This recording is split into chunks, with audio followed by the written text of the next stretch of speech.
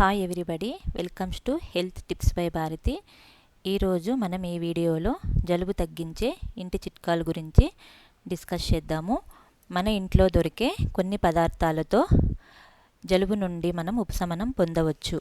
ఆ చిట్కాలు: ఉప్పు నీటితో గార్గిల్. వేడి నీటిలో 1 టీ స్పూన్ ఉప్పు వేసి కలుపుకోవాలి.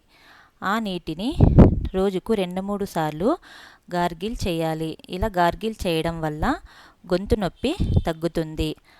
అంతేకాకుండా కఫాన్ని కూడా తగ్గిస్తుంది. తేనె మరియు అల్లం కషాయం.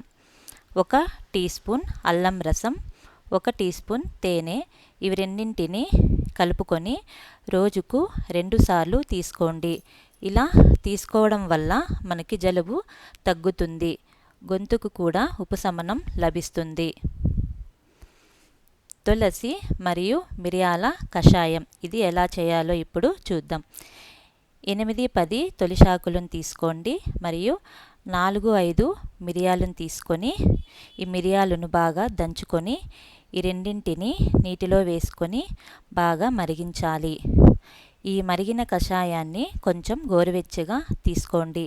ఈ కషాయాన్ని ఇలా తయారు చేసుకొని గోరువెచ్చగా తాగడం వల్ల మన శరీరానికి వేడిని ఇస్తుంది. అంతేకాకుండా మనకి రోగనిరోధక శక్తి కూడా పెరుగుతుంది, జలుబు తగ్గుతుంది. వేడి పాలు మరియు పసుపు. 1 గ్లాసులో పాలు మరియు 1/2 టీ స్పూన్ పసుపు తీసుకొని ఈ పాలును వేడి చేయాలి. ఈ పాలును నిద్రకు ముందు తాగండి. ఇలా ఈ వేడి పాలును పసుపును తీసుకొని తాగినట్లయితే మనకు జలుబు తగ్గుతుంది. అంతేకాకుండా మనకు కొంతవరకు ఉపశమనం లభిస్తుంది, నిద్ర కూడా బాగా వస్తుంది, శ్వాస తీసుకోవడం కూడా మనకి ఈజీగా ఉంటుంది. అల్లం టీ మరియు నిమ్మరసం. అల్లం టీని ఇప్పుడు ఎలా చేయాలో చూద్దాం. అల్లం టీ: కొన్ని అల్లం ముక్కలను దంచుకొని నీటిలో వేసుకొని మరిగించి ఈ అల్లం టీని కొంచెం గోరువెచ్చగా తీసుకోండి. మరియు నిమ్మరసం: వేడి నీటిలో ఈ నిమ్మరసాన్ని మరియు తేనెని కలుపుకొని తీసుకొని తాగాలి. ఇలా తీసుకొని తాగినట్లయితే మనకి శరీరానికి వేడి చేసి శక్తిని పెంచుతుంది, తొందరగా జలుబు తగ్గిస్తుంది. ఆవిరి పీల్చడం.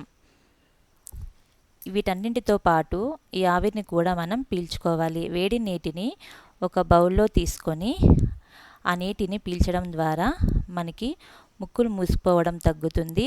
అదేవిధంగా శ్వాస బాగా ఆడుతుంది, బాడీకి కొంత ఉపశమనం అనేది దొరుకుతుంది. ఇవన్నీ పాటించినట్లయితే జలుబును మనం తగ్గించుకోవచ్చు. జలుబు అలానే ఉంటే వెంటనే డాక్టర్ దగ్గరికి వెళ్ళి చూయించుకోండి. Thank you friends for watching. Please subscribe my channel.